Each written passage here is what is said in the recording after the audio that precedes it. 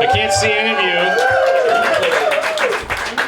I can't see any of you, so I'll just pretend I'm talking to a wall. It's very bright up here. I am very impressed with this turnout. I mean, like, look, I'd do a quick count, but I'd lose it. But we had to get more chairs. We have like a whole, squawk box over here that's just waiting to heckle, and it's kind of intimidating. So this is really fun. Get on with it. Yeah, I know, right? I know Ian's prepared with some rotten apples to throw at me or something. How many of you have not been to a Tipsy talk? Wow, that's amazing. So this is our 4th year doing this, and it's clearly working, so that's encouraging. We have a huge set list up here on the board. Take a picture, look it up on Facebook. I expect to see you again. And if you're not invited back. We have some really fascinating topics and speakers this year. We're going to be here a lot. We're going to be at Parker Pie, and we are going to be at J. And we really like those venues because it's a Tuesday, right? There's not much going on in Newport, as much as we'd like to imagine there would be. It's sleepy. And when I rode up here with my wife at 6 o'clock, I was like, geez, are all these cars here for this? Because I'm like, the Thai place isn't open. They're not getting Doucet, So it's actually gaining traction, and that's a really good thing because the whole motive for this series is to support our local businesses in the middle of the week, in a deep, dark winter, when there isn't much going on for them. We need a bar downtown. We love supporting Jaspers. We love Kathleen. So far, we love the new owners. I've met one of them. They're fantastic. They've already given this place a facelift on the stage. They got big plans. I hear they're going to make food eventually. That's encouraging. So make sure next time you eat your dinner, because a couple beers on an empty stomach will do you a number. And we all got to be safe in town. We got to look out for each other. There's lots of carpooling opportunities. Find a friend. But the other reason is to get to know each other. The Northeast Kingdom can be pretty insular, right?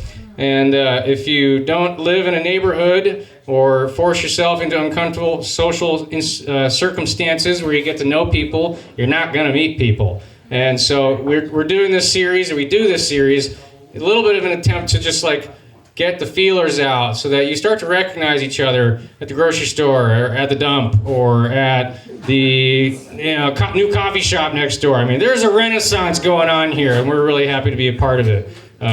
So thank you all for just making the effort. There was a stretch in time where it seemed like every Tuesday night there was a blizzard and nobody wanted to drive. And so when we were at Parker Pie, poor Rick had this fascinating talk, and there was just like 6 of us, the hardcore group. One day Rick will get his chance again to tell a story to a real audience and not just his posse that runs around with him. So stay tuned, we'll get him back.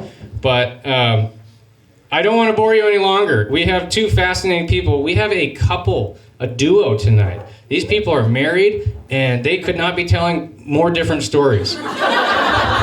We're going to hear about intelligence and analyzing intelligence.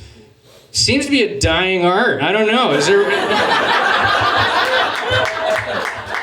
we had this initial rule that we weren't going to talk politics, but man, it gets harder every year. And then we're going to talk about true fantasy. So we may live in a dystopia, but we're going to travel to a fantastical land afterwards with Don and learn about Tolkien. So I hope you guys enjoy the show. I hope you enjoy the speakers. I hope you enjoy the series. I hope you enjoy the bar. Don't forget, this happens every other Tuesday. There's one caveat. In March, the J one, we're going to start a little earlier. So make a mental note. And without further ado, let's get Bobby up here. Give him a warm welcome.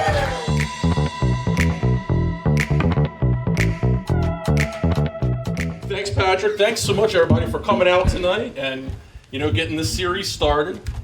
So, my name is Bobby Walls-Thumma, and I am here tonight to talk to you about the international intelligence community. And all of that entails, all the gory details, because that was my life when I first got out of college. So, a couple ground rules here. I can't divulge any classified information. If I did, I'd have to kill you. But, we're not going to go there tonight. Aside from that, I don't know anything about the Jeffrey Epstein files. No information on that. I don't know anything about aliens. Wasn't my target. So, just kind of clear up some of those things just right out of the way. But, as Patrick kind of alluded to, we live in interesting times. And, when I worked in the Intel community, it was certainly an interesting time because it was immediately after the 9/11 attacks. To give you a little bit of my background to, kind of make, so that some of this makes some sense. I graduated from a small college in Maryland called Towson University, where I majored in political science and international relations. And it just so happened that on the day of 9/11, I was on my way to my international terrorism class. Prior to that, I was working on an honors thesis, finishing up my degree, and what my focus was the force posture of the United States military as it related to this small group, this terrorist organization that was kind of just starting to get on people's radar, and that group was Al-Qaeda. So, it was kind of one of those life things where I was at the right place at the wrong time or the wrong place at the right time, however you want to put it. But that's how I wound up in this world. Once I graduated college, I kind of put some feelers out into the intelligence community. I wasn't exactly sure which agency I wanted to work for. I just knew that I wanted to work for the government to fight terrorism. So I had offers from the FBI, the National Security Agency, Defense Intelligence, and I wound up with the Department of Homeland Security for a number of reasons, which maybe we'll get into tonight, maybe not, okay? But what I'm going to start with is, kind of my first day on the job. Here I was, 22 years old, fresh out of college, bright-eyed, bushy-tailed, and, holy crap. I was walking into, my building. I'll show it to you in a second in another slide. Actually, let me bring it up now. This is where I worked. The Ronald Reagan building, right in the middle of Washington, D.C., right on Pennsylvania Avenue. I never forget when you get these kind of jobs, you've got to fill out this big, huge form that I have here called an SF-86, questionnaire for national security positions. That's it, and this takes hours to go through. It's the real deal, and this is what they base your security clearance off of, and they ask you all these crazy questions. You get interviewed. It's this whole process, but that was my building. That's where I got to go to work every day. I had a corner office, Pennsylvania Avenue. So I never forget the story when I filled this whole thing out, and it was, back in the day before, we were sending everything online.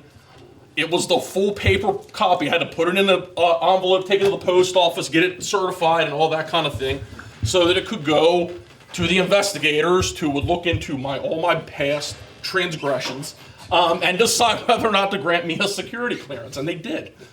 Crazy enough, but so when I dropped this off at the post office, the lady looked at the envelope and she's like, wow. She's like, Pennsylvania Avenue, Washington, D.C.? I was like, yes, ma'am. She's like, you mean right near the White House? And I'm like, yeah. And it's the crazy thing. It's still like sometimes I think about it, I'm like, holy, I was like literally this building is right across the street, kitty corner to the gates of the White House. I mean, that's the cool thing about this story is that, and that's what I want to share with you tonight, is that I had really a front row to the inner workings of our federal government right after this major historical event. So that kind of brings me back to the first day on the job. So, I get into the office and I'm brand new. And every morning we had an intelligence briefing together where we would go through, and everyone, when you work in the Intel community, everyone has their target area, okay? So we'll talk about it more a little bit later, but mine wound up being counterterrorism and specifically CBRNE, which is chem, biological, radiological, nuclear, and explosives. And so first day on the job, I go into our morning threat briefing meeting, and everyone's going around the table and talking about their targets, we're in a secure facility, so it's classified information being shared. And we get to this, the person who wound up becoming a really good friend of mine, and he starts talking about this threat stream that he's working with the JTTF, Joint Terrorism Task Force out of Washington, D.C., and it was the fact that Al-Qaeda was actively planning and targeting the Washington, D.C. metro, okay? And it just so happened that I took the metro into town every single day. So it was this eye-opening moment. I was like, holy these motherfuckers really want to kill everybody, Like it's this kind of academic exercise until it's there where you are and there, it's you and your life. So it did come out in the Washington Post. But that was the job, It's you never quite knew what was going to happen on a day-to-day basis because the threat was real, it was there, and no one really knew how to handle it. Everyone was kind of learning how to drive the plane as it was being built, so to speak. So that's a story I never will forget. Is walking into that first threat briefing and this thing that was really like something that was part of my life. I'm like, every day I'm going to be driving, taking the metro into town, into DC, and there was this huge, very valid, very active threat stream about it. And what they were plotting, it came out, and this was classified at the time, as you could see there from the Washington Post. After a time, it became unclassified. That tends to be the way these things happen. They were planning to set fire to a couple of the cars, use explosive, use small arms, that kind of thing to attack the metro system. And another, mass kind of casualty attack, kind of like 9/11 is what they were after with that. So it was my first experience with this, and it, like I said, kind of really was pretty eye-opening there when that happened. So here is the U.S. intelligence community. It's a bunch of different government agencies, departments that make up this kind of tip of the spear. And the whole purpose of intel is to collect information on our adversaries that we can then use actionably to make better foreign policy, better national security decisions. So it's one of those things. It was an honor to have served in this role, in this capacity. Because every day I knew that when I was going into my building, then you were really working to save people's lives, protect people. And it's one of those things I'm still very proud of the work that we did. You don't always get it right, and we'll talk about that in a bit, but a lot of times you do. So this is what's called the intelligence cycle, okay? And so you're kind of involved in all parts of this, depending on what your job is. Planning and direction, we were involved in that. We were involved in a little bit of collection.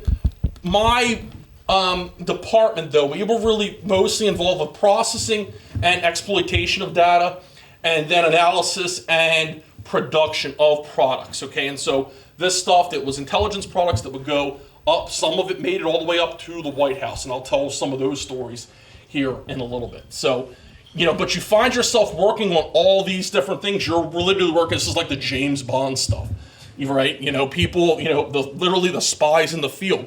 And that was always one of the really cool parts of the job, is working with them and tasking them, saying, hey, this is the cloak and dagger stuff. I need you to collect more information on this target for me, okay? And they go out and do it. And it's kind of cool that you're like, hey, like the spy master, this is pretty neat, right? So that's the intelligence cycle. There's my building again. And this building, it's kind of crazy because when I was there, it was George W. Bush's first and second term. And, in his second term, they had the Bush inauguration, right? The inaugural ball right in the building, in the lobby. It's a huge building. If anyone's ever been to D.C. and been to the Reagan building, they've got a really nice food court. So I recommend it. I'm sure it's still pretty good. But, sometimes you'd go into work and, like the Bush inaugural ball would be there. And so you're trying to get into your office, to do your day's work.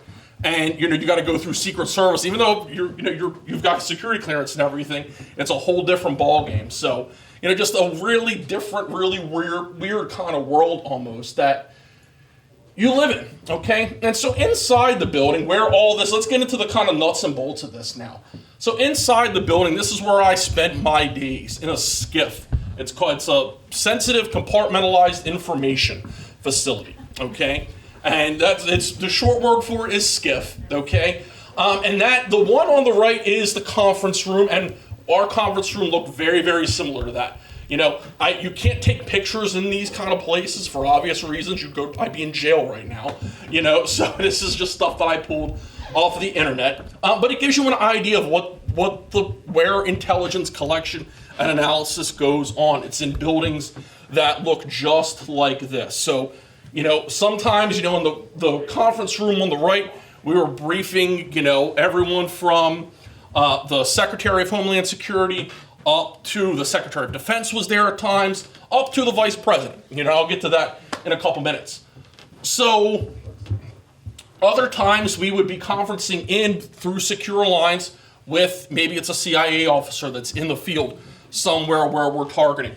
Maybe it is an NSA employee that's working on a satellite intercept somewhere. So again, you never really knew what your day-to-day was going to be. The other thing is on the left in the SCIF, that's really where the work goes on. That's, you know, you're connecting to government computer systems, mainframes to collect information, analyze the data, try to make sense of this huge picture of all the collected information that's coming in. And there is tons and tons and tons of it to sort through.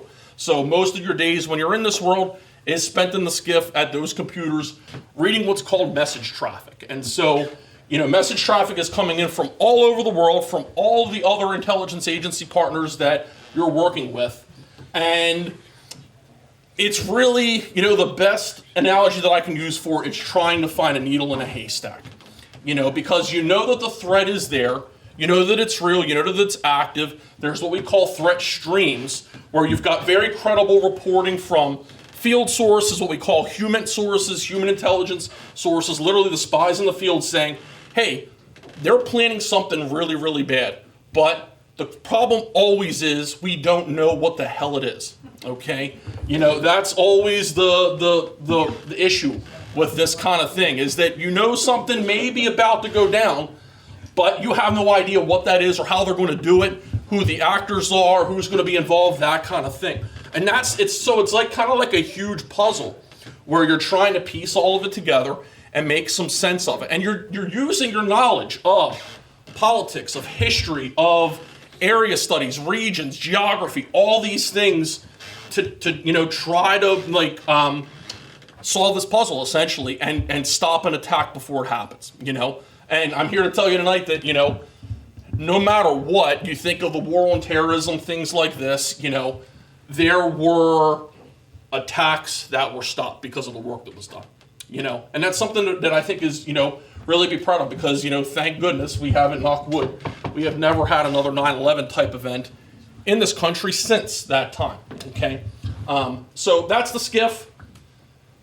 And so let's talk about clearance level for a minute, because in order to get into that building, like, they don't just let anybody in there, you know, trust and believe, you'd be escorted out if you didn't have the, you know, the clearance to get in. For me, and for most people that were entering into the SCIF, you have to have what's called a TSSCI clearance, and that's top secret, sensitive, compartmentalized information, okay? And so that's why you fill out this whole huge form, so that they make sure that, you know, you're on the up and up and you're not going to sell secrets to the Chinese or the Russians or Al-Qaeda or anybody like that. And there's different levels of clearance. There's top secret. That's what you need to get into a SCIF facility and, you know, do this kind of work. There's secret underneath of that, confidential, and then unclassified is kind of the lowest level, okay? And so for me, I had top secret, sensitive, compartmentalized information, and I was also what's called Q-cleared.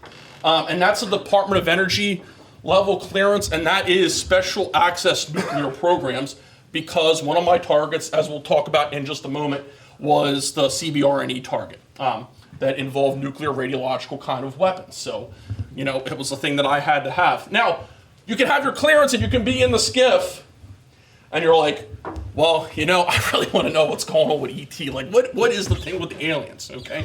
But you can't do that, because you've got to have two things to access classified information. You've got to have the proper clearance. You've got to be potentially read onto a program, which, if it's a special access program, that's a whole different ball game. Okay, you kind of got to be invited into the club with that. And then you have to have what's called a need to know, okay? So as a counterterrorism CBRNE guy, I had no need to know about aliens, you know? So if I would have searched out all my systems, then, you know, they would have came internal affairs, knocking at the door, and, you know, I would have been hauled away in handcuffs kind of deal. So, you know, that's the way that works. You know, you have to have a need to know. But as far as my target area, terrorism, counterterror, you know, counterintelligence, even working with, that's when you're working to kind of identify enemy spies that are, you know, potentially working for an Al-Qaeda or a Hamas, Hezbollah, those kind of groups. Totally fair game. Anything with, you know, chemical weapons, biological, nuclear stuff, that was totally fair game. I could search that as much as I wanted to figure out, you know, again, to try to piece together that puzzle of what was going on. Okay? And so this is just some more of the day-to-day kind of weird stuff that you deal with. So whenever you're in the skiff, you've got these cover sheets, okay? My office itself was not in the skiff. That's where you go to collect and process and analyze your information. Outside that office, you could take stuff that was secret or confidential. You had to use a cover sheet, literally, like, to cover it up, just to make sure that prying eyes that did not have a need to know didn't see. When you're in the skiff, top secret information was there. It could not come out of that room. And you had to, even though you're in there with fellow people that have a TSSCI clearance, you still have to use a cover sheet because they may not have the same need to know that you have, okay? And the yellow light is there because this was kind of a crazy story. Again, one of my first days on the job, I noticed, I was like, why the hell does it look like there's like, you know, like a emergency vehicle like in this room? Like, what is going on here? I mean, the building is dark as it is, you know. It kind of looks like one of those old spy movies. It's dark and, you know, kind of cringy a little bit. But, you know, so there's these yellow lights and they're flashing sometimes. I'm like, all right, so I go over to my, you know, boss's office, I knock on the door, and I'm like, Roy, all right, I'm dumb newbie question. I'm like, what the hell are yellow lights for? And he was like, and he starts laughing. He's like, oh, no one told you about that? It was so to alert us that when, like, the janitor was in the building or someone that was uncleared was in there, so that we knew that, hey, it's time to lock up the classified documents. Like, they can't be out even with the cover sheet at that point. So it's, you know, just one of those kind of weird, again, daily life kind of things that you deal with. And so, you know, but other times, you know, when nobody's in there cleaning the bathroom or restocking, you know, the kitchen area, then you've just got your documents out on your desk with the cover sheet on, unless you're, you know, you're not trying, you don't have, it's not like super cloak and dagger where you're like, oh, I've got my sheet on here and like I'm trying to go through it. No, it doesn't have to be like that, but, you know, that's the way that all works, okay? And so the target and the mission for me, again, was Al-Qaeda and CBRNE. And it was kind of a marriage of those two things, because we were very, very, very concerned at the time that Osama bin Laden and his network, as al-Zawahiri next to him, his number 2 in command at the time, we were very concerned that they wanted to not only commit other attacks and other acts against the United States and its allies, that they wanted to use chemical, biological, nuclear, or radiological weapons in order to do so, okay? And because it would be a mass casualty event that would potentially rival 9/11 in scope and scale, okay? And, you know, like, again, there was some major concern about that. Now, this gets into some of the stuff that I cannot talk about, but what I can tell you with this is that, you know, one of the things that, you know, this, you could go Google this tonight if you want to go down the rabbit hole. You know, we know for a fact from some of the documents that were found in some of the caves that our military went in and got from these folks, that they were very interested in what was called a dirty bomb, okay? And what that is, it's a radiological weapon, and it's where you take a source of radiation, whether that's from a medical device or from spent nuclear fuel, stuff like that, stuff that, you know, can be not too difficult to acquire, believe it or not. You lace that with a regular explosive like TNT or PETN or plastic, and then you detonate it in an area, okay? And it's not going to create this like huge mushroom cloud, stuff like that, like you see in the movies, but it is going to do damage, okay? And one of the major effects of terrorism that we know is the psychological impact. So what we were hugely concerned about is, imagine if they would have gotten their hands on enough of this material to set off, 7, 8, 9, 10 of these bombs, these types of bombs in different American cities at the same time. The panic that would have caused, the issues that would have caused. So, it was kind of this race against time to make sure that wasn't happening. And, part of my target was making sure that they did not get this stuff into the United States in order to commit an attack with it, okay? And so that's the scary part of the work, is you kind of feel like it's never done. And you go home at night and you're trying to kind of compartmentalize in your own mind that, you're like, holy there's all this stuff going on. Like, how the hell do I go home and watch a hockey game and grab a beer? Like, you kind of feel like you want to always be on because the threat was real, okay? But you just kind of learn to live with yourself and learn to deal with it a little bit and just kind of move on as best as you can. But that's kind of, again, part of the game. And so, I put this, the daily life in the intel community, an ode to what are called hissers, message traffic, taskers, spies, and quote-unquote Star Wars bars. And I'll go over the last part first. We had an executive director. He came in. He was a former naval captain from the Office of Naval Intelligence, and he came into our outfit, and one of his first days on the job, we're like, all right, what is this guy all about? Like, let's get a read on him. We have no idea. And he came in and he goes, folks, what we need to know is, we really need to know what's going on in the Star Wars bars. And my colleagues were looking around, like, what the hell is this guy talking about? The Star Wars, what is he? And then we kind of started to think about it. We're like, oh, okay, yeah, the dark, shady alleys of the world. But that was his thing, and that's what we really were always looking for, was that little piece of information from the Star Wars bar that would tie the whole puzzle together, and allow us to apprehend or, interdict or counter or deter another attack from occurring. Because you never knew. It really was the needle in the haystack.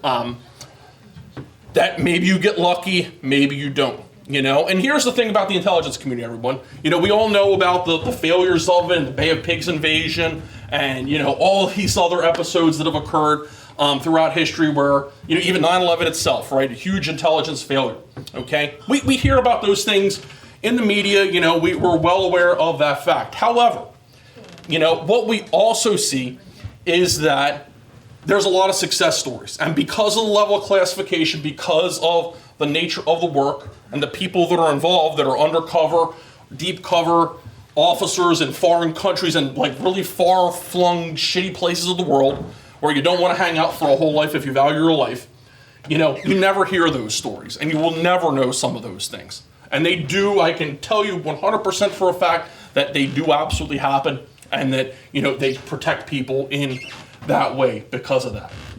So, that's, and then hissers was that was the reports that we would write up, Homeland Security intelligence reports, and they would get passed out throughout the entire intelligence community to our partner agencies, folks that we're working with, spies in the field would get these things just to kind of give them a better sense also of what's going on. They're kind of looking at the minute details. We're looking at the kind of 40,000 foot big picture through what we did. So that's Star Wars bars for you. Okay? And so one of the kind of cool things is sometimes, when you're in this world, you have to take stuff out of the building. Your classified documents. You're not always using these, inside your skiff. Sometimes you've got information you have to share with somebody else. And we had a lot of partner agencies and units that we work with. We work with Interpol, the International Police Organization. We work with FBI, JTTF, Joint Terrorism Task Force. We work with the NCTC, National Counterterrorism Center, the National Targeting Center. It goes on and on and on. So sometimes you had to leave the building and carry classified documents with you. And this was really the cool cloak and dagger. You think you're like, damn, this is like Jason Bourne stuff here, And so these bags, this is the classified courier bag, as good of a picture of one as I could find on the internet, aka what we would call the lock bag. And what you would do is you put your classified documents in this thing, and it was made of like this indestructible like steel mesh on the inside. You zip it up, you put a lock on that, and then you lock this, you put handcuffs around the handles, handcuff it to yourself, and then away you go on the DC Metro or in a cab, wherever it is. So yeah, and nobody knows nobody has any idea that it's going on, you know? Like, so, and it really is, that was the, you know, it's, again, like I said, it's kind of the like cloak and dagger aspect of it, where you're walking around, you're like, yeah, what's up, you know? My name is Bond, James Bond, you know, like that kind of deal. So, you know, that and, you know, $2 gets you a cup of coffee at Cumbies, I guess. But, you know, like at the time, it's kind of cool. You know, it's one of the things that you get to do. You know, and then, you know, let's talk about the not so daily life a bit. You know, some of the things that, you know, kind of I got to work on that were kind of crazy. You know, one of those stories I like to tell, you know, and now, you know, I don't know if everybody knows, but I am, messing the slides up here. So we can bring it back. There we go. So I'm, you know, when I, you know, quit my job in the intelligence community, when I moved on, I became a teacher. Now I'm a high school government and economics teacher at North Country High. Go Falcons. And, you know, I teach one of my classes, an elective class that I've developed over the years, and it's called Spycraft. And it's in order to get kids interested in this line of work and, you know, going in and government service, things like that. And I always lead with this story because it's like it's the one that hooks them in. Okay, so at one point in my career, I got to go out to Pasco, Washington State. I don't know if everyone's been out there or not. It's a little bit northeast of Seattle. And it's actually a desert area in Washington. And I attended what was called RADACAD, the Radiation Academy. And in that, we got to do some really cool things. A lot of it I can't talk about. What I can tell you, though, is that through that academy, when I travel on an airplane, I always carry a ballpoint pen. Because what they taught me at RADACAD was how to take down a terrorist with a ballpoint pen. This is all you need. So, so there you go. That is the, you know, so everyone wants a demonstration afterwards, come see me, you know, and we'll set it up. So that is true story. Another one really cool, not so daily life kind of thing is I've been over Washington, D.C., the entire National Capital Region, in a Black Hawk helicopter, okay? And, you know, at one point in time, I had really cool pictures of this, but my wife and I had a house fire a couple of years ago, and the film, it's weird, I never got it developed. It was in a, like, disposable camera. Again, this was like, you know, mid-2000s, so before, you know, the fancy cell phone cameras and all that. So, but it's still, the images exist in my mind of hovering over the Washington Monument, hovering over the White House. You know, like nobody else can do this shit, and I got to do it. So it was kind of wild. It was a trip, you know, and I never forget, we took off from Reagan National Airport where we had the air assets there.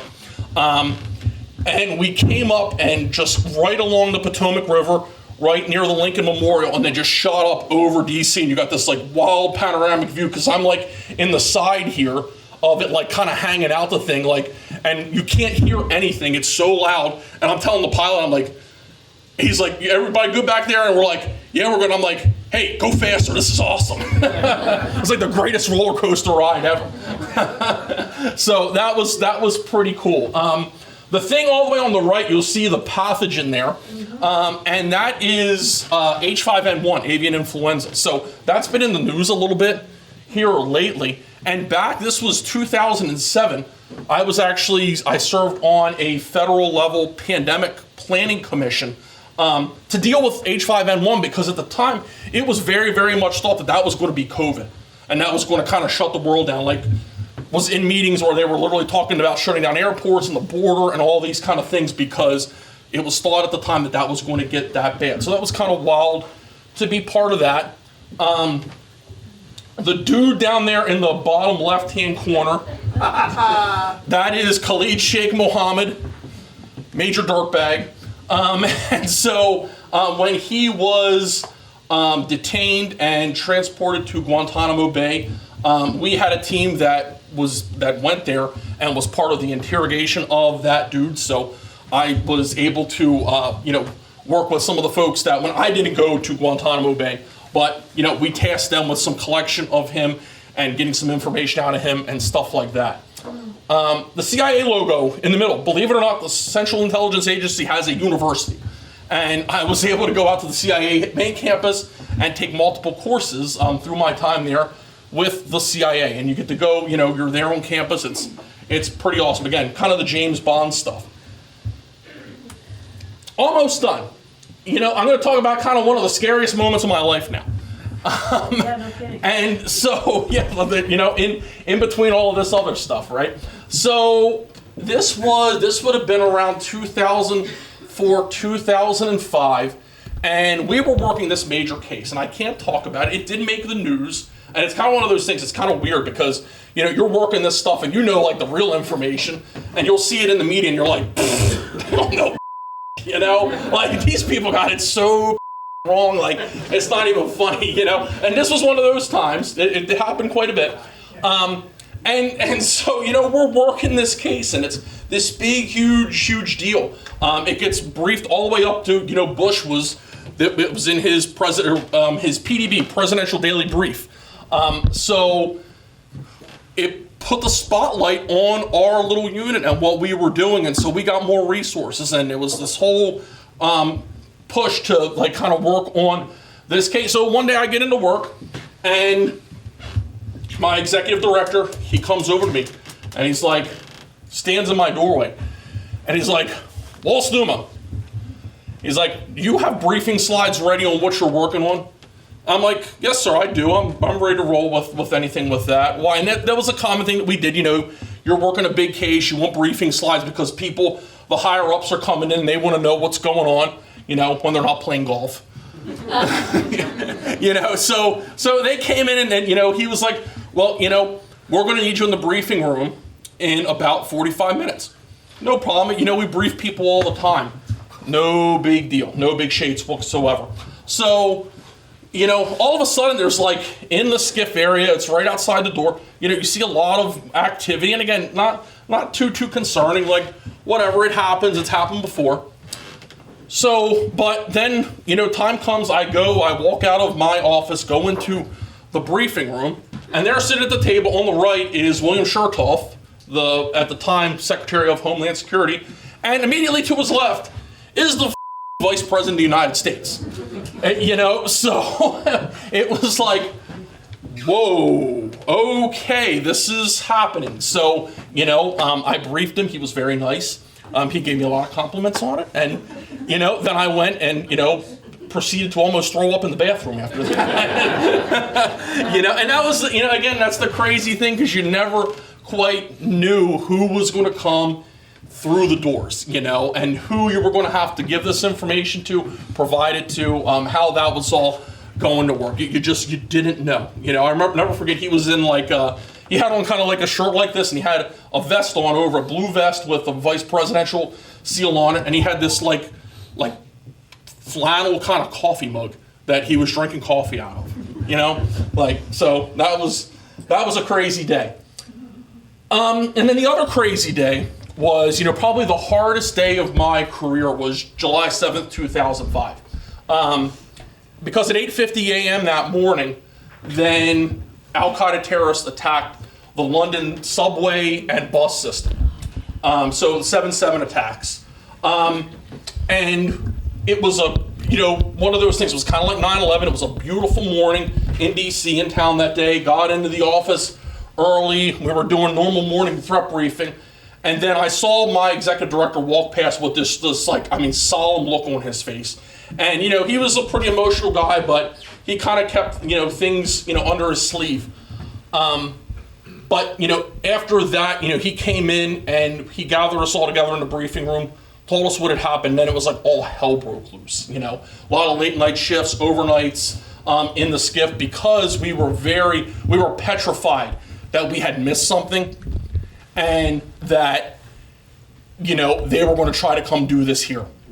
and we didn't know if we could stop it, you know. And so a lot of hours after that put in, a lot of time, and thankfully, you know, nothing ever occurred. So, but it was scary. It was, you know, definitely, you know, like your heart is beating like faster than you can even process it at that point in time. So that's a 7/7 attacks. And what I'll leave you with tonight is the unknown, you know, and this is, you know, a point that I always like to make when talking about this topic, is that, you know, for intelligence, you know, we've got Veterans Day, which we should absolutely have, of course.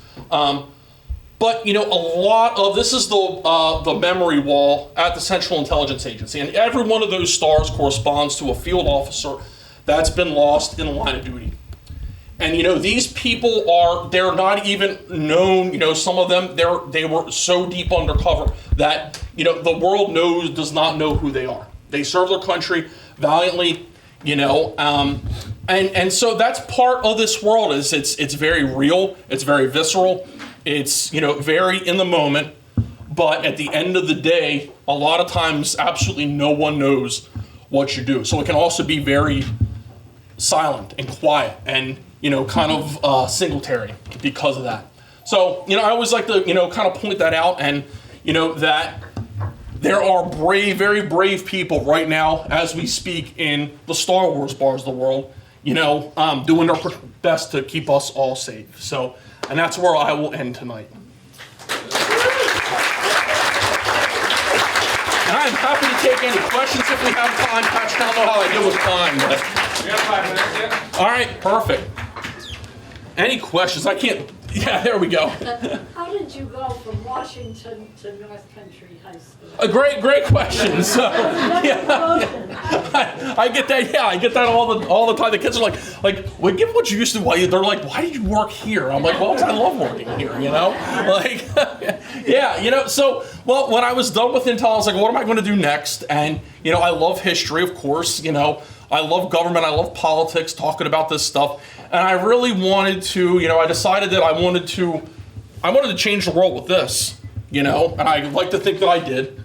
And then I was like, well, you know, a lot of what you see with terrorism are people that, you know, are disenfranchised, they're disadvantaged, and they turn to that, just like people join gangs, you know, exactly, you know, in order to, you know, feel a sense of belonging, you know. And what I wanted to do is, in becoming a teacher, is to share some of these stories with students, teach them the way the government works, teach them history, so that maybe they have a better chance at life, you know, because all of this occurred for me because, you know, of schools, and because, you know, my high school teachers, you know, my wife, you know, like my college professors pushing me to do better, so I wanted to give them an opportunity as well, so that's why, yeah.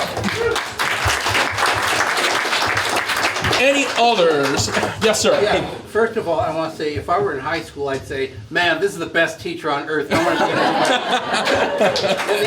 the other thing is, I feel like pointing at a random person in this crowd and saying, could you kill him with a fountain pen? I want to see how that works. But one serious question. Were there any people who worked on it and the stress got to them for some reason, or they said, I can't do this, I can't handle reality anymore? That's a great question, yeah, and it did happen, you know, it happened quite a bit, honestly. You know, and some of the stories were really sad. There was one guy who, we were given, like, government spending cards, credit cards, you know, and we would use that for official travel, things like that. You couldn't use it for anything else. And, you know, he decided at one point, he wasn't with my office, he was in a separate satellite office, but he went out to Vegas on a TDY where he was out there for official business, but the stress got to him, things like that. He used his G card to go gamble, got himself into a whole lot of trouble, you know. There's one story of that. You know, aside from that, a lot of people just, you burn out of the work, you know, because it's so high stress, you know, all the time that, you know, it's tough to handle. Absolutely. So there is definitely a burnout potential with it. That's why, you know, most people in the intelligence field, there's a shelf life to it. It only lasts so long, you know, because of the stress and, you know, how the pressure of it all. And especially, you know, in this era, I would say, because there was like this, you know, it felt like it was a sword like looming over your head that was just going to be released at any day. And you're racing against time to try to stop that from happening. Thank you for your service. Oh, thank you, yeah. This might be a little strange question, but how would your office have responded when there were so many classified documents found at Mar-a-Lago? Yeah. Well, you know, I always answer that question this way. You know, like students have asked this before, and you know, if I would have done something like that, I'd be behind bars right now. So you know, like I'll let you, you know, like that as you take that as you will. You know, so that's my official line on that. Is you really can't take top secret documents out of a skiff. Like that's federal law, and it's there for a reason. Thank you. Anything else? So put my in the back. Yeah, go ahead.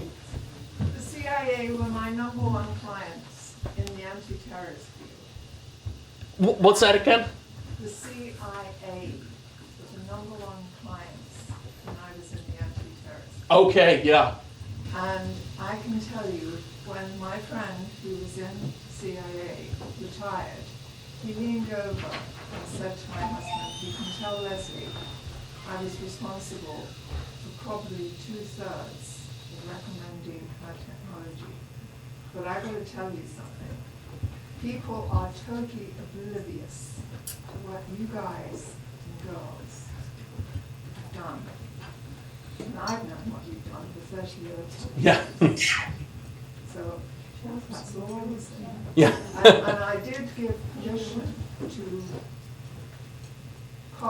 actually listen to all my telephone calls for years and years, because there was so much going on.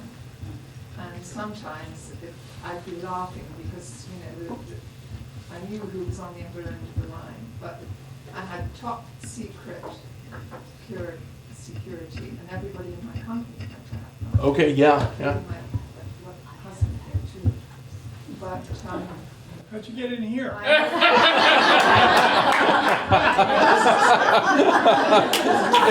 We've made this into a skip, everybody. We're all good. You know, I'm vouching for all of you. We're fine, you know. I got more.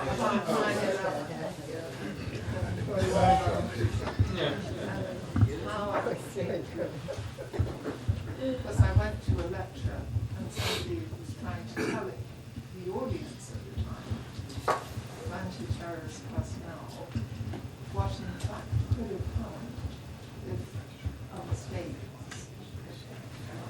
was. Right, yeah. No, that was a huge part of it, you know. There was, you know, there were mistakes made. There always are, you know, because at the end of the day, the folks that are doing this, you know, are human just like anybody else. So it's, you know, that's certainly part of it.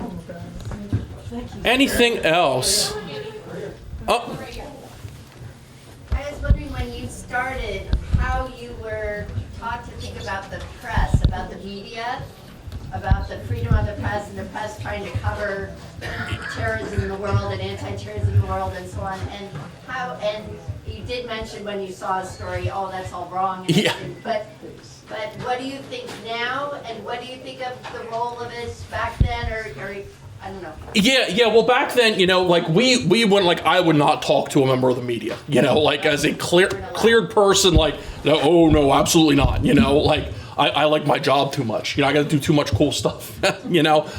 But you know, we did have point people in, you know, public affairs office that when those media inquiries would come, they would kind of handle that kind of thing and give, you know, they were given the government's official line, which, you know, a lot of times is filtered down because the you know, a lot of the information is that we're working with is classified, so it can't be released, you know, at that point in time.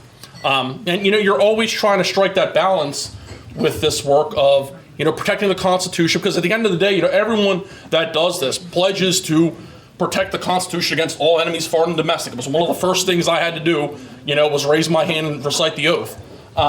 And so you're trying to protect freedom of speech, things of that nature, while also protecting national security. And that's always been this dichotomous question in U.S. history, is where's the fine line between that. But yeah, that was public affairs. They handled all that stuff. I never had to deal with it. Last one. I read a book by Henry Crumpton called Art of Intelligence. And I think one of the things, the deepest impression that I was left with after that book was this conflict between doing your job, and obviously Henry was very passionate about his job and explaining his role at the CIA in the book to the extent that he could. And that running into the reality of policy conflict, you know, and you know, the thing that really got to him was a change in direction where he was certain that they could capture Osama bin Laden, and then a slight policy shift, and that opportunity just evaporated. Yeah. And the other thing that he kind of commented on was hearing public officials just make asinine comments in not in public, but in those briefing settings. And I just thought, wow, that's kind of, but that's not his job. It's not policy. Right. Yeah. And that's you're right. You know, and what I will say too, you know, like public officials making dumb comments in those meetings. Yes, absolutely. It happens all. You know, they ask you a question. You're like, dude, like, are you not paying attention? Like, we just told you about this for like the past 10 minutes. Like, or they'll make some bonehead comment. You're like, oh my God, what are these people doing? You know, like, but we're not policy people, right? We were there to present the information that we had in the best way possible. So that's a really good point. Robin, you short. I really no. This is a very important question. What's your favorite color? What are you doing in May? What's that? In May. So In May. yeah. So I'm still active in research in the field of national security studies. I'm actually I'm finishing up. I'm writing a master's thesis right now for my second master's degree, and I'll be transitioning that into PhD work. And so in May, I was invited to present my research. My research is on the Arctic and what it poses as a security threat between China and Russia and what we call gray zone warfare. And gray zone warfare, just to cover this for a brief second, is this like weird area that's just below armed conflict and just above, you know, diplomatic peace, where countries now kind of in the modern era are kind of pressing their advantage and, you know, trying to, you know, kind of gain some strategic, you know, heads up on somebody else using things like cybercrime, you know, cyber terrorism, things like asymmetric warfare, you know, where one side is weaker than the other, but they still have, you know, kind of a leg up. And so that's what I'm working on as it relates to the Arctic, because we're kind of in this new era of geostrategic multipolarity between Russia, China, the United States, Western allies, and, you know, who knows where all that's headed, you know, like, I'm not going to get into that. We kind of go with a baseline that it's normative foreign policy right now. You know, Ottawa did change that policy yesterday. What's that? Ottawa did change a huge part of that policy. They did, yeah. So I hope that still works for you in May. Yeah. Well, I'm not going to Canada in May. So I've been invited to present at there's a pretty prestigious international security conference, and this year it's in Warsaw, Poland. So I'll be headed to Warsaw in May, and it's kind of cool because I've set it up with Chris Young, our principal, and we're going to be, you know, I'm going to be kind of zooming in with my class because of the time difference, live from kind of the center square of Warsaw, and kind of holding class with them while I'm over there, and hopefully they'll be able to, you know, see my presentation and everything. We're kind of working on that part. So yeah. So. Thanks, Patrick. Thank you.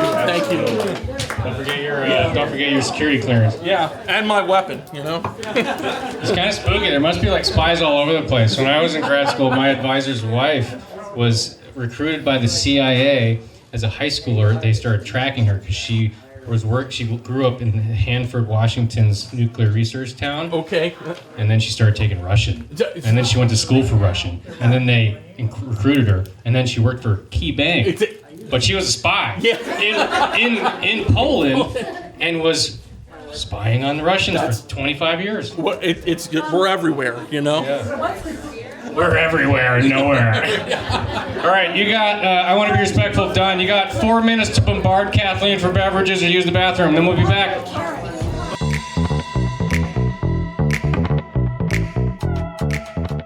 All right, and my internal teacher timer tells me that is the 1 minute mark, so I'm going to go ahead and get started. Good evening, everyone.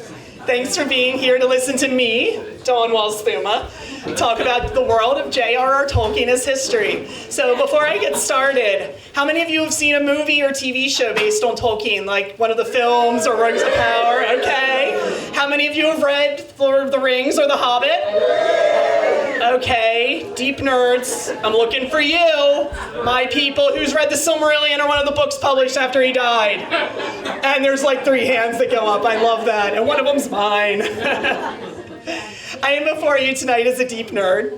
I am an independent scholar. Oops, wrong one. Sorry, I have 2 things to click here. I'm an independent scholar in Tolkien and fan studies, and if you're thinking, I never knew that was even a thing, there's really 2 important pieces to it. First, I publish academic work about Tolkien and Tolkien fans.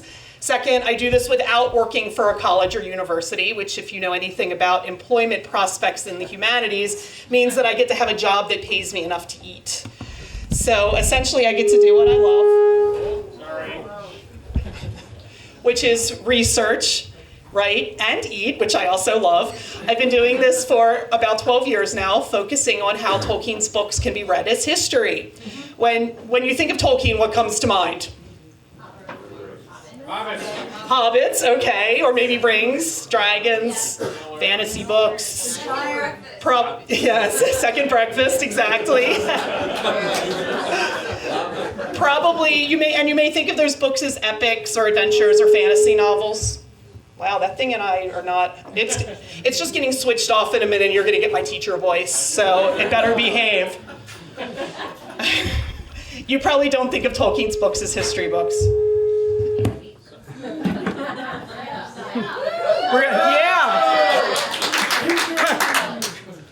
Tonight, I hope to show how they can be read that way, and how a lot of their appeal, in fact, comes from how Tolkien very carefully constructs a story that reads like history, which makes it feel not only very real, but very deep.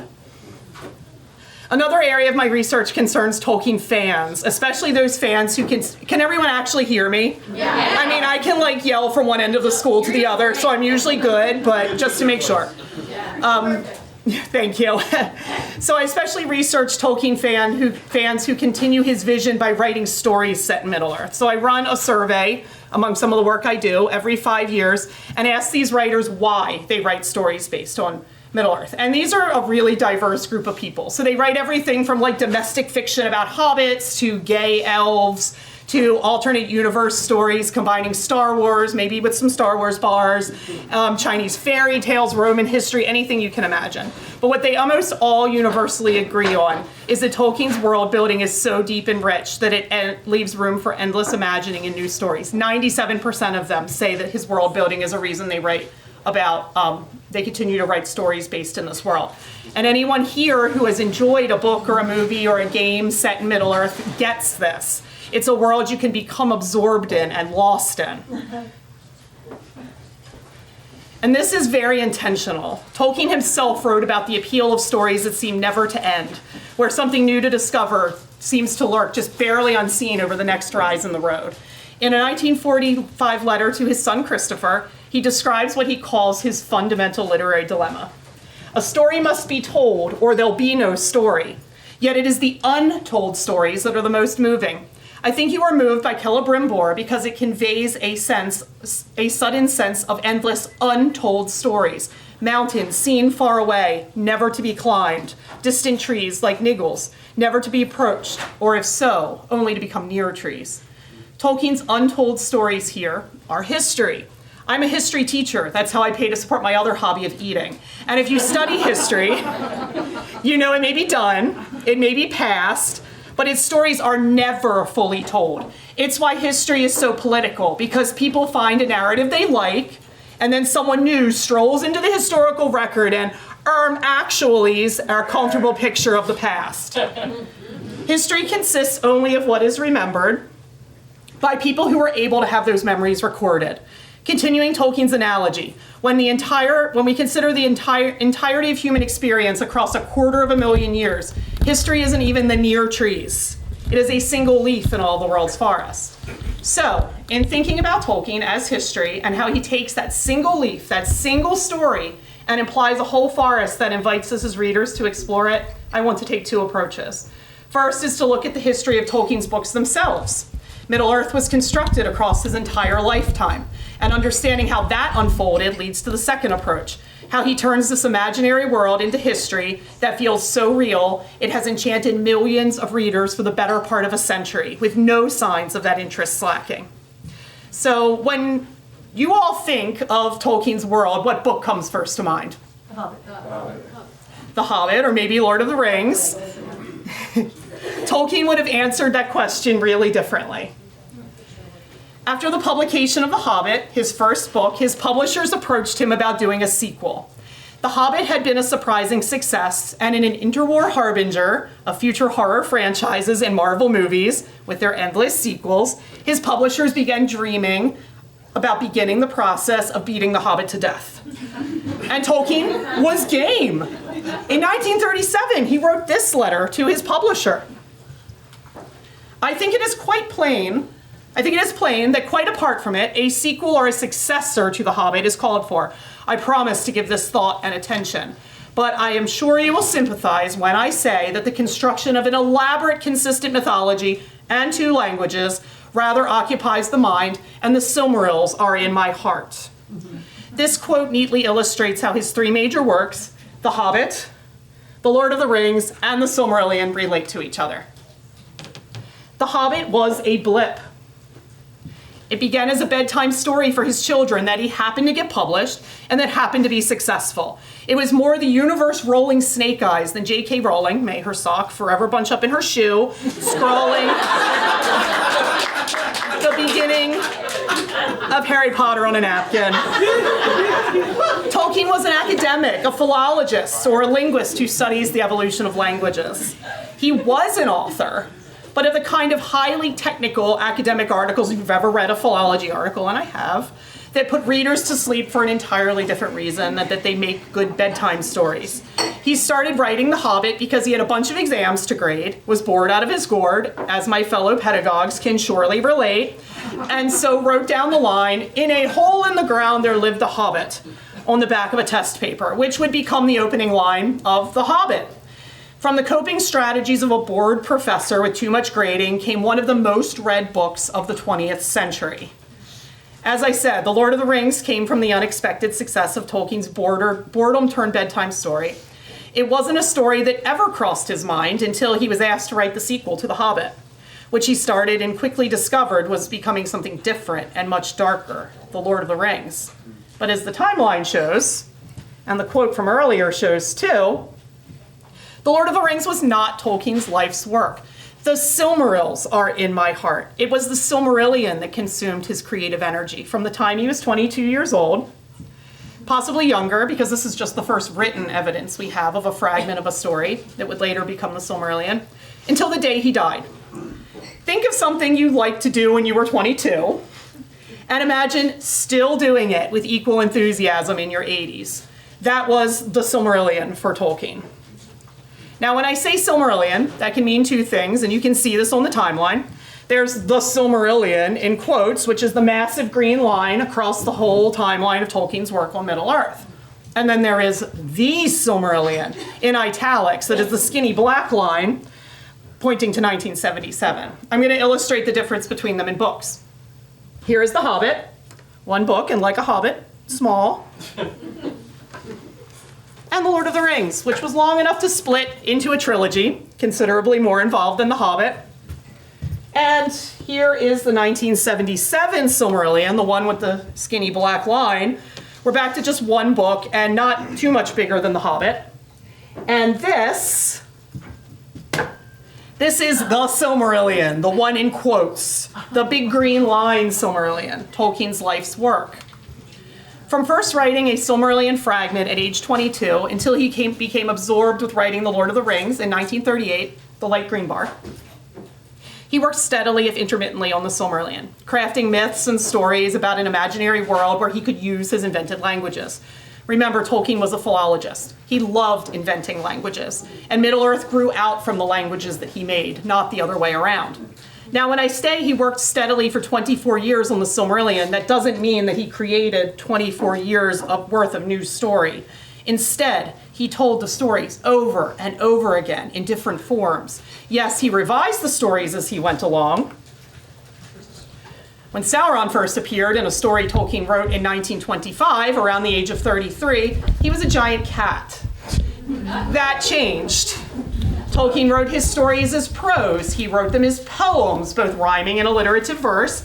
He wrote them as notes and fragments. He wrote them down as annals, essentially stories overlaid on a timeline, a form of writing familiar from the medieval sources he studied as a philologist. Over time, the repetition of these stories took on the cadence of history. Just as writings on the American Civil War will sound different in 1880, 1920, 1980, and today, the changes he made to the stories as he told them over and over again made them feel like history. Like a story seen anew from a new perspective, perhaps with new information or misinformation to inform it. The retelling of the story over and over again over time itself becomes a story. This brings us to 1938. The Hobbit has been published and is a roaring, if unexpected, success. Tolkien begins its sequel, which will become The Lord of the Rings. The Lord of the Rings, though, is less a sequel to The Hobbit than it is to the Silmarillion. Recall that quote from earlier where Tolkien wrote to his son Christopher about the appeal of distant mountains and faraway trees, of stories left untold. One of Tolkien's theories of literature was that of the unattainable vista. A story was appealing if it gave the sense of something deeper behind it, of myth and history glimpsed but never fully explicated. The Hobbit was a children's story, and it was meant to be self-contained. It didn't have a lot of depth. So as Tolkien began its sequel, the unattainable vistas he sketched, the myth and the history behind the sequel came from the Silmarillion. This is why The Lord of the Rings took on so much of a darker tone. The stories of the Silmarillion are by and large not happy ones. In the 1977 published version, 103 named characters die. Wow. I counted them, yes. The Silmarillion, told in 15 seconds, since I think like 1.5 of us have read it, can be summed up as follows. The greatest craftsman of all time makes jewels and fills them with the holy light of the gods. The Silmarils. The book is named after them. The Silmarils are stolen by an evil god and a giant spider. The craftsman and his family swear an oath to recover the Silmarils at all cost. Much murder occurs. It is, yes, the beginning, actually. It is not a happy book, and when it became the unattainable vista for The Lord of the Rings, it changed the tone, yes, but it also elevated The Lord of the Rings above The Hobbit. The Lord of the Rings is like a castle on a cliff. The castle can stand alone, and it's a castle, so it's pretty cool on its own, yeah, but the cliff that gives rise to it truly creates its magnificence. The Silmarillion is that soaring foundation of myth and history that seems to whisper between the lines of the Lord of the Rings. If you've ever read the book or seen the films and wondered how a story so far from unique, a heroic quest story literally as old as written fiction, can feel so big, then you've experienced the effect of Tolkien's unattainable vistas, and you've perceived the 24 years Tolkien spent working on the Silmarillion in the words of The Lord of the Rings. Now, you might have noticed that I skipped right over The Hobbit in my illustration, which is ostensibly the prequel to The Lord of the Rings. And if you've read both books or seen both films, you know The Hobbit leads right into The Lord of the Rings. But The Hobbit clings to the face of the soaring landscape that is the Silmarillion, undeniably there, but its hold is tenuous. The Hobbit does have connections to the Silmarillion. Characters like Elrond, places like the Misty Mountains, and names of objects like the swords Glamdring and Orcrist come from the Silmarillion. But they are connected only at the surface level. It's like if I asked each of you to tell me a story. You have 1 minute. Most of you would give your characters familiar names and have the story take place in a familiar setting. That doesn't mean that you intend your story to reveal deep commentary or connections about the names and places you chose. They were simply convenient at hand. Tolkien wrote The Hobbit while in the throes of his work on the Silmarillion, and those names were likewise at hand, but he did not write The Hobbit intending it to connect to the deeper Silmarillion history. Once The Lord of the Rings became connected to the myth and history of the Silmarillion, The Hobbit came along with it, and Tolkien made connections between Hobbit characters and the Silmarillion after the fact. The necromancer in The Hobbit became one of Sauron's several and increasingly nefarious embodiments. The wizard Gandalf became the minor god Olorin from the Silmarillion. The unnamed Wood Elf King in The Hobbit became Thranduil, the son of a refugee from the realm of Doriath, destroyed in the Silmarillion. In The Hobbit, the comedic discord between the Wood Elves and Bilbo's dwarven companions gives rise to the conflict between Legolas and Gimli in The Lord of the Rings. This then connects this plot point to the Silmarillion, where the dwarves murder the king of Doriath over one of the Silmarils. So the elves of Doriath turn around and then murder a whole bunch of dwarves, and all this murdering creates tension between the two people for centuries going forward, as that kind of thing has a tendency to do. From this, we see how The Hobbit and The Lord of the Rings connect in plot, predicting that Legolas and Gimli won't get along. But when The Lord of the Rings roots the history of that plot in the Silmarillion, that story becomes deeper and more profound, rather than simply an extension of a comic interlude. The backstory, unattainable vistas, if you will, of the tension between Legolas and Gimli in The Lord of the Rings, an ancient enmity that flourishes into friendship as the story unfolds, is a seemingly minor plot point fueled by a history of ethnic strife that elevates it into one of the more meaningful outcomes of The Lord of the Rings. So, the Silmarillion is the big green bar, or the big stack of books, right? So what of the skinny black line in 1977, the little book? As I've said, the Silmarillion was Tolkien's life's work, but he was never able to publish it in his lifetime.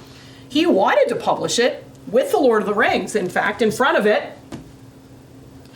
But as excited as publishers were about a sequel to The Hobbit, they were decidedly not excited about the Silmarillion. And even as someone who loves the Silmarillion and has spent more than 20 years studying it, I say with confidence that if the Silmarillion was the first thing that Hobbit fans laid eyes on back in the 1950s, expecting a sequel to Bilbo's capers with his dragons and dwarves, we would not be discussing Tolkien right now, because very few readers would have made it through to The Lord of the Rings. Tolkien died in 1973, but his ambition to publish the Silmarillion did not die with him. His son Christopher took up the task. Tolkien had 4 children, 3 sons and a daughter, but Christopher was the one to become most absorbed in his father's imaginary world. When his father died, Christopher was the best positioned person on the planet to do what his father had never been able to do: wrangle the Silmarillion into publishable form. So Christopher took this and selected, edited, and wrote new his way to this. Christopher's goal was to make a single coherent story, which was difficult given that some of the stories had a half dozen or more versions, each of them slightly different. Other stories had never been developed much between the 1920s and 30s when they were first written, and no longer matched with the rest of the work. So Christopher hired the fantasy author, Guy Gavriel Kay, to help him rewrite those sections. And after publishing The Lord of the Rings, Tolkien radically reconsidered aspects of the original mythology, expressing intentions to make revisions, and he never carried fully through. Christopher, by and large, rejected those. The construction of the published Silmarillion from the Silmarillion is in fact so complex that there is a book on how a book was made from a bunch of other books. As a Silmarillion researcher, this book comes off my shelf more than any other, with the exception of the Silmarillion itself. And isn't that how history works too? The written record exists in scraps and fragments, much like the Silmarillion. Tolkien had famously bad handwriting, and also did a lot of his writing under wartime rationing, which included paper, such that he wrote on anything that was available, and sometimes wrote right over writing he'd already done.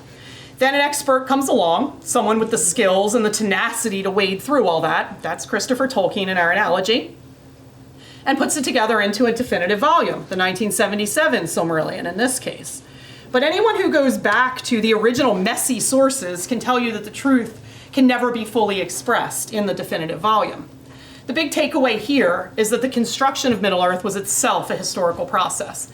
But that doesn't entirely explain why you can pick up one book or watch one film, never knowing about the rest of the stack of books I have here, and still feel that sense of depth. As I said earlier, Tolkien was a philologist professionally. He studied how languages evolved, and he would have described the purpose of Middle-earth as primarily a playground for his invented languages. Yet as a philologist, he worked closely with historical texts in the context of mining them for old forms of the languages he studied, yes, but his letters make very clear that he appreciated the stories for their own sake as well. He once blamed learning Finnish so he could read the Kalevala as the reason for nearly failing his exams. And I'm a teacher, I hear it all. That is a new one. Consciously or not, he mimics how those texts were written as history. Someone witnesses a thing and wants it to not just be remembered, but be remembered how the writer wants it to be remembered. And this particular way of remembering, of course, is often motivated by political and social pressures.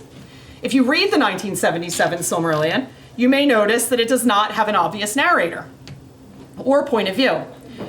In fact, many well-respected Tolkien scholars describe the narrator as omniscient, meaning that the 1977 Silmarillion gives us equal access to the actions, thoughts, and feelings of every character. However, the 1977 Silmarillion doesn't have a narrator because Christopher Tolkien scrubbed the narrator from the published book. Remember that big green bar that is the Silmarillion. A person's life's work is going to be complex, and as I noted, late in his life, Tolkien began questioning core assumptions of the Silmarillion. One of those is who wrote it. In fact, if you read the Silmarillion, it has several narrators. Most of it, however, is attributable to an elven character named Pengaloth. Pengaloth first emerged in the 1930s when Tolkien began the prose and analytic versions that most resemble the published Silmarillion. So he was in place early in the process. And Tolkien described him again in his late writings. Now, Tolkien changed all kinds of things in his imaginary world. I mean, Aragorn was originally a hobbit named Trotter, and Frodo's original name was Bingo. Yes, it was. I don't believe. Bingo and Trotter. Big adventures. Pengaloth, though, remained unchanged, which is important. He is the in-universe source of much of the myth and history that underlies The Lord of the Rings. Pengaloth is an interesting guy. One of the quandaries in a fictional world where you have people who can live forever, as the elves do in Tolkien's world, is that history can never recede from living memory. In theory, there is always someone alive who can correct the record because they were there. But Pengaloth is not an eyewitness to the history he wrote about, even though he was alive for most of it. Tolkien locked him inside a hidden kingdom where no one was allowed to leave. Not only that, but he specifically described this realm, called Gondolin, as getting news from outside, faint and far, and little heeded. When Gondolin fell, and it's the Silmarillion, so if something could die or fall into ruin, it does, Pengaloth emerged into a world little better off than a mortal historian would be, forced to depend on a flawed and incomplete historical record. If The Lord of the Rings gets its sense of depth from the Silmarillion behind it, where does the depth in the Silmarillion come from? It is the sub-basement of Tolkien's mythology. It literally begins with the creation of the universe. There is nothing behind it. Similar to how The Lord of the Rings, and to a lesser extent The Hobbit, refers back to the Silmarillion but incompletely, Tolkien alludes to texts and stories that expand upon the mythological or historical points in the Silmarillion too. The difference is that these texts don't usually exist, and they do indeed feel like contrivances compared to the same technique used in The Lord of the Rings.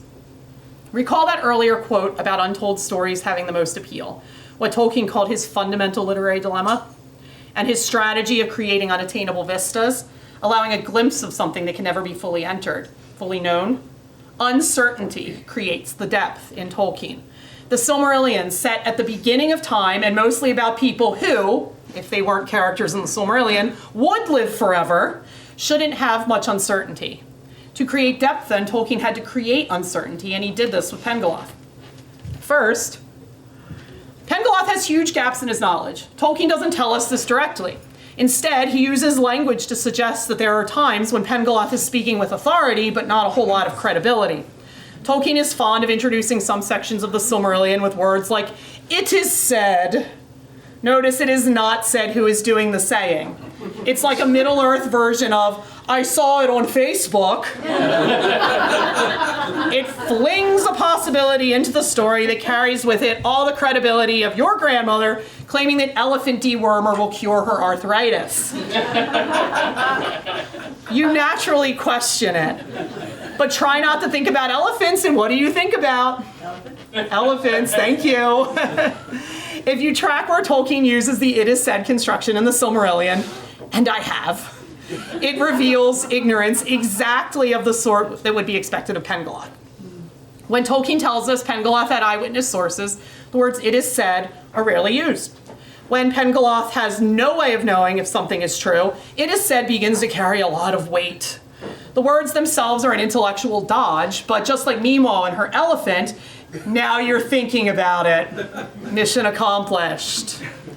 Pengaloth was not only uncertain, but he had an agenda. Gondolin's fall could be blamed on others, and before that, the tragic events experienced by Gondolin's king and people could be blamed on still more people.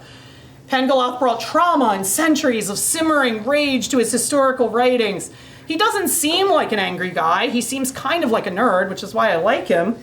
But watching your countrymen pitched off of cliffs by fire demons has a way of impacting even someone who's usually pretty chill. Pengaloth's writings reflect this bias because by the time he left Gondolin, he had no way to hear the stories of the past from the perspectives of the people whom he had learned to blame for everything that went wrong.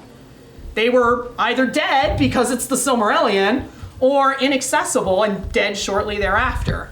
So his biases went unchallenged and absolutely reflect in his writings, what we today read as the Silmarillion.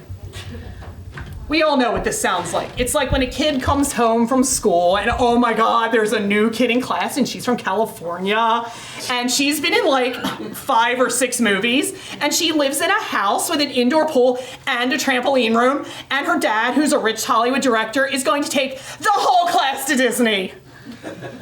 Or the same kid comes home from school and has a lousy day because the teacher gave a pop quiz and half the class flunked, so the teacher wouldn't let anyone go to the bathroom or eat lunch and then threw a kid out the window. It's the things that make you go, First of all, it's ridiculous enough that you're forced to wonder what the real story sounds like. And it invites the question of the emotional baggage being dragged around that makes a person say something so silly and obviously unbelievable to begin with. What do they, the kid in my analogy, or Pengaloth in the Silmarillion, need from telling that particular lie?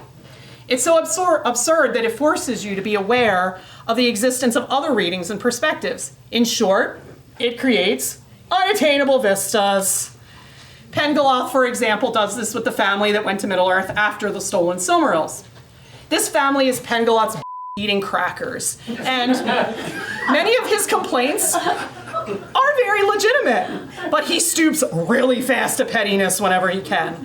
One of the sons, Cranthir, is really good at building alliances with other groups of people. Not that Pengaloth will tell you this. No, he tells you how Cranthir established this really productive trade partnership with the dwarves, who you might recall aren't keen on elves, which Pengaloth can't deny, but he has to throw in there that Cranthir thought the dwarves were really ugly. He's like a little kid. Yeah, you're right, but you stink. Another time, Cranthir comes to the rescue of a group of people called the Halidin, who are on the verge of being slaughtered by a group of orcs. He saves them and offers them land in his protection, which their leader, Halith, a mortal woman, turns down for her own reasons and moves on. This is a clear act of generosity from Cranthir, but Pengaloth can't resist throwing in there that Cranthir doesn't know how heroic the Halidin were until over late. He does the opposite too. He is remarkably uncritical of Thingol, the king of Doriath. Yes, the same guy I mentioned earlier who started the centuries-long murder strife between the elves and dwarves. He marries a goddess and then ignores everything she says, imprisons his daughter in a treehouse because she falls in love with the wrong guy, and then sends her boyfriend on a quest to retrieve a Silmaril from Morgoth with the expectation that the only outcome for the boyfriend is a brutal demise. It's the things that make you go, why is Pengaloth, who has no issue being critical as a general rule, so uncritical of this guy? What set of circumstances produces his complacency? And what would the story told from a different perspective? From the wife, the daughter, the boyfriend, from the murdered dwarves, sound like? Tolkien often talks about unattainable vistas in geographic terms, as mountains and towers and horizons that you can see just barely but can't reach. He also does this by presenting the Silmarillion, his life's work, as history, by definition incomplete, and with all the silences and tensions that the historical record brings with it. Imagine a city glittering on the horizon as the sun sets behind you. That city is more interesting and beautiful when it is constructed solely in your imagination, from afar, than if you walk its streets and discover firsthand that even Crystal Towers can have a rat problem. The same is true of the gaps in the historical record, which we can imagine populated with honor and squalor, political intrigues and social dramas, quiet heroics in the face of injustice. Whatever we personally find compelling. An early review of The Lord of the Rings panned it as a book for boys, meaning that his story lacked appeal for anyone with the maturity or set of experiences different from a British middle-class schoolboy. That Tolkien's work is read the world over by all kinds of people speaks to what the reviewer missed in picking up only on the Lord of the Rings quest narrative. The depth of its history means that there are endless stories just waiting to be told. So if you've ever read The Lord of the Rings or watched a film or read one of Tolkien's other books and wondered why it feels so deep, why the story should feel like it's nothing special, but it does, it's not the words, but the way they wrap around empty spaces, drawing out your imagination. Thank you.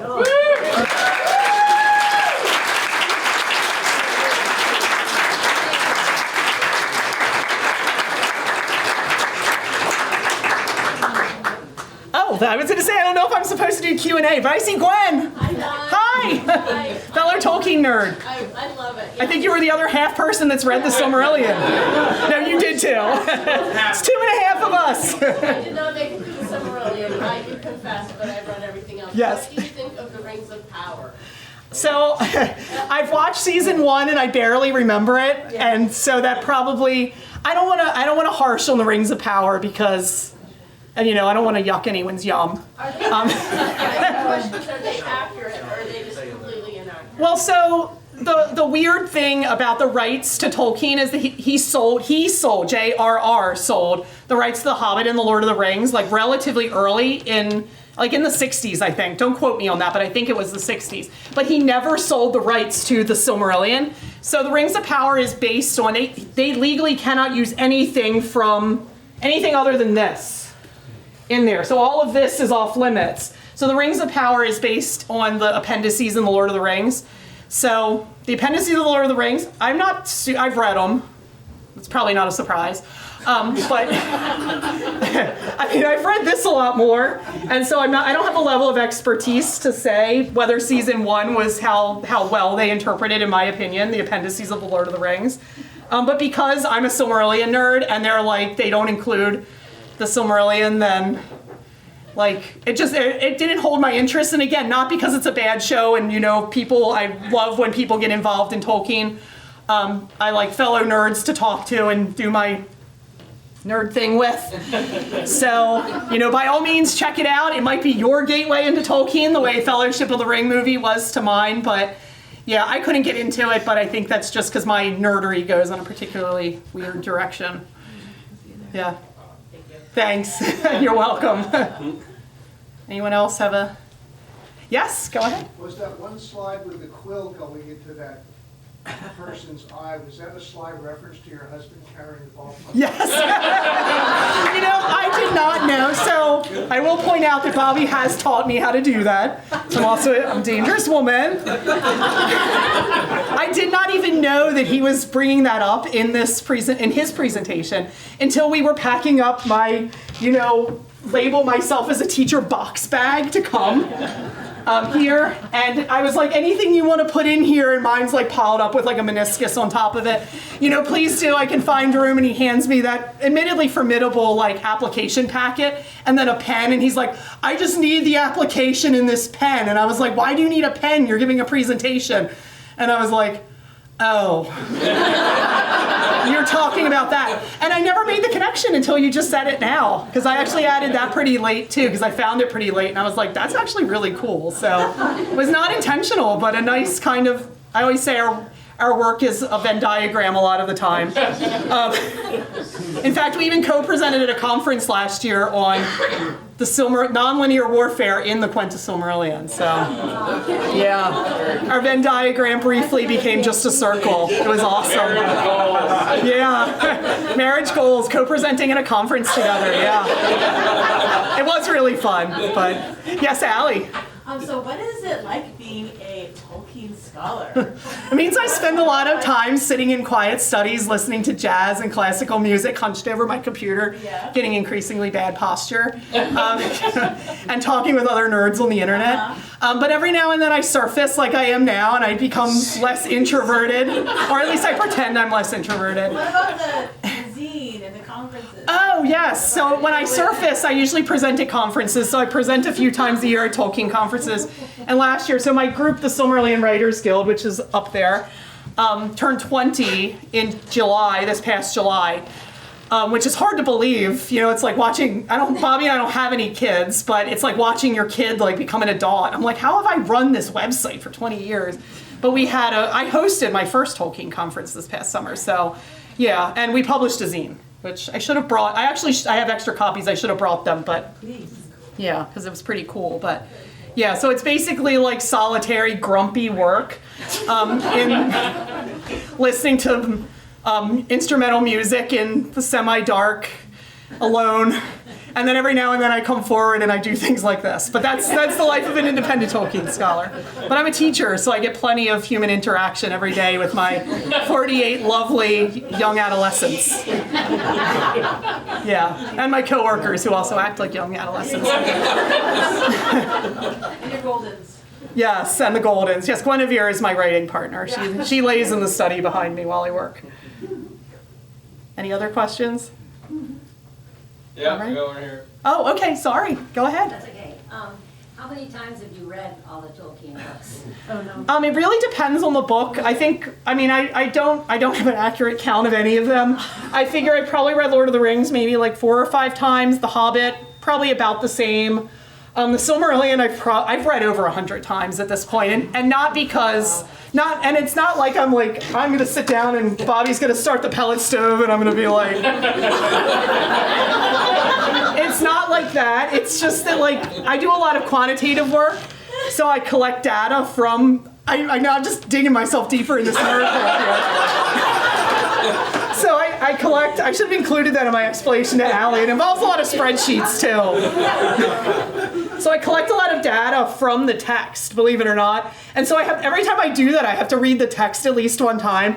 And as Bobby can tell you, when he's like, what are you working on tonight? And I'll be like, data validation for the 5th time for my Silmarillion Who Speaks. Then I actually have to read it like multiple times every time I collect a set of data because, yeah, it's a little over 100,000 words. So you have to read really closely to be able to pull out all of those it is saids, for example, or like my current project is classifying speech acts of every character. I've also classified every character who died, which is how I had that very precise number earlier. And so every time I do that, I have to read through it like multiple times. So I probably read the Silmarillion 100 times or more. But again, not just for fun, but just for nerddom. Whatever that is. Yeah. Thank you. You're welcome. Right? I think that's it. Thank you.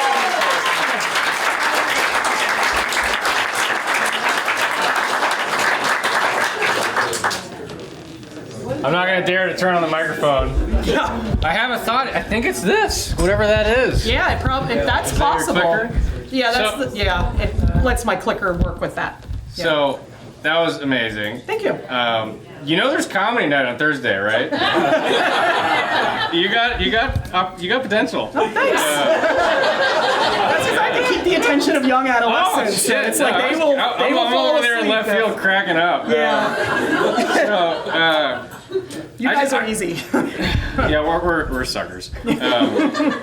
This is amazing. I mean, like, it's so cool to see you guys are both scholars. I mean, let's just call it what it is, right? And who knew that there are people in the Northeast Kingdom doing this? So that's really cool. And like, I feel like such an imposter up here talking about storytelling. Like, look at that. Look what you came armed with. That's true. I should just like give you the mic and just like go away. But this just repeats the same thing over and over again in each one of these books. So That's my wife. I'm repetitive. I mean, I've told her the same story like 200 times. So no, but like this is exactly what it's about, right? Like you find some odd neighbors and you'd be like, I want to know about your quirks. Come on down to Jasper's and just go, you know? So I know that each of you have a story that you need to tell. So call me and we'll get you on next year's schedule because we're busy this year. But don't forget to tip your bartender, drive home safe, and we'll see you in 2 weeks at Parker Pie.